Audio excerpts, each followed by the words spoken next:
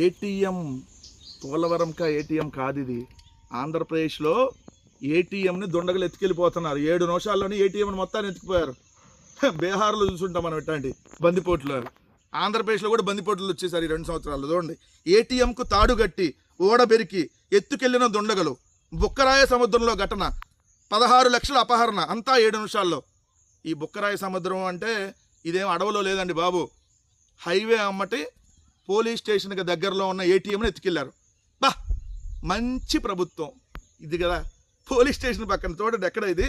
అనంతపురము తాడిపత్రి ప్రధాన రహదారి పక్కన.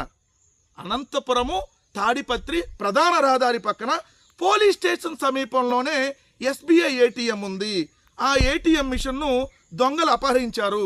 సీసీ ఫుటేజ్ ప్రకారం చోరీ 7 నిమిషాల్లో పూర్తయినట్టు తెలిసింది.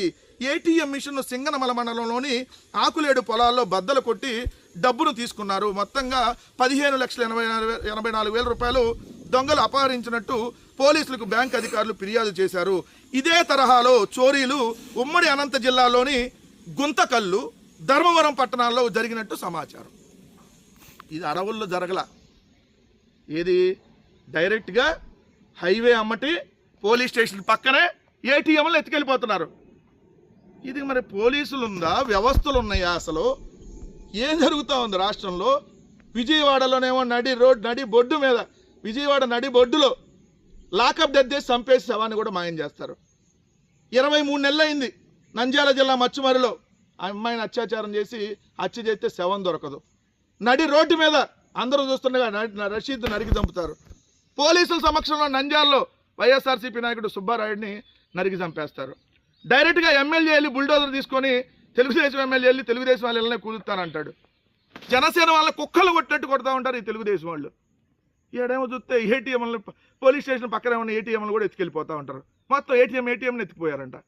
మీ దుంపలకి అసలు ఈ రాష్ట్రంలో పరిపాలన ఉందా లేదు అంటానికి ఇది ఎన్ని సంఘటనలు కనపట్టలేదా? అయ్యయ్యా వింపట్లేదా? మిస్టర్ మాలోకం కంపడుతుందా? ఇది ఇంపడుతుందా? ఇంపడపోతే హైదరాబాద్లో చూపించుకోవడం, ఆంధ్రాలో ఈ ప్రభుత్వంలో ట్రీట్మెంట్లు చేయరు. వినపడపోతే ట్రీట్మెంట్, కనపడపోతే ఇక్కడ ఎటు మీరు ఉండేది హైదరాబాదే కదా. ఏదో మీరు బొంతాహై అన్నారు కదా, మీరుండేది కరకట్ట, విదేశాలు, హైదరాబాద్ కదా. కవిం హై, బెంతాహై కాదు, కవిం హై.